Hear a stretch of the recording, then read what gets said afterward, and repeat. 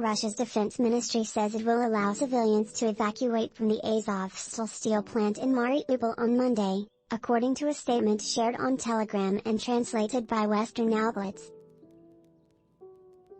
Ukraine says no humanitarian corridor agreement has yet been reached. The steel plant is the last remaining Ukrainian outpost in the port city, which has been blockaded by Russian forces for much of the last 2 months. Roughly 2,000 troops have been fighting to defend the plant, in which civilians have been taking shelter underground. Ombudsman Lyudmila Denisova previously put that number at about 1,000, according to the Kyiv Independent. Last week Russian President Vladimir Putin ordered troops not to storm the steel mill, but rather seal it off so that not even a fly comes through. Ukrainian officials said on Sunday that Russian forces had tried to storm the complex and were continuing to bombard it with airstrikes, including by.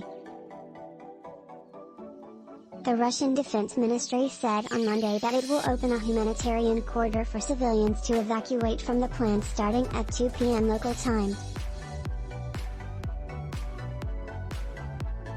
Russian troops from 1400 hours Moscow time on April 25, 2022, will unilaterally stop any hostilities, withdraw units to a safe distance and ensure the withdrawal of civilians, according to a translation from Radio Free Europe/Radio Liberty. The ministry said the ceasefire will specifically ensure the withdrawal of workers, women and children from the plant in any directions they choose, Forbes reports.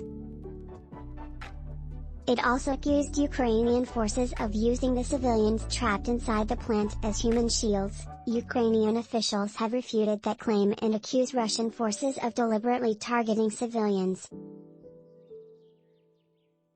Ukrainian Deputy Prime Minister Irina Vereshchuk said on Monday that the two countries had not reached an agreement with Russia on allowing humanitarian evacuations from Mariupol. It is important to understand that a humanitarian corridor opens by the agreement of both sides, she said on Telegram. A corridor announced unilaterally does not provide security, and therefore is not a humanitarian corridor.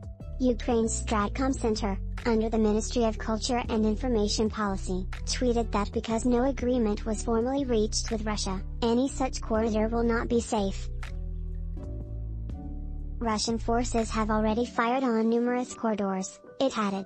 Officials are asking the United Nations Secretary-General to initiate and guarantee a humanitarian corridor for civilians from Azovstal. More than 100,000 people are believed to be trapped in the city with little food, water or heat, as the Associated Press has reported.